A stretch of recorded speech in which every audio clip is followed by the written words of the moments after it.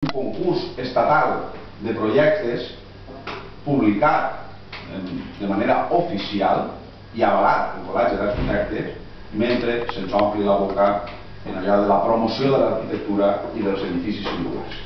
I al mateix temps qüestionem també l'oportunitat d'aquesta despesa d'1 milió d'euros amb els quals podrien sufragar la gratuïtat de les guarderies i la gratuïtat dels llibres de text i augmentar les subvencions a les AMPEs per a realitzar activitats extraescolars als centres, obtenint, com dic, una universitat en cada barri i una ajuda directa a les famílies pel que fa a les guarderies i als llibres de text, que és el que nosaltres estem reclamant en aquests moments de crisi. Mesures que vagin com a ajudes directes a les famílies. Una cosa, el museu està ja descartat per a l'Ajuntament o què se sap?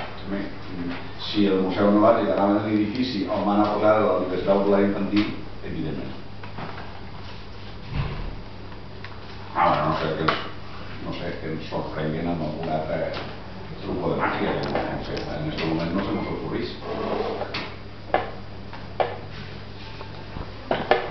Però el volcán de Cabo és això, vam fer un concurs de projectes, publicat oficialment, amb unes bases publicades oficialment, avalat pel Col·legi d'Arquitectes, que en la seva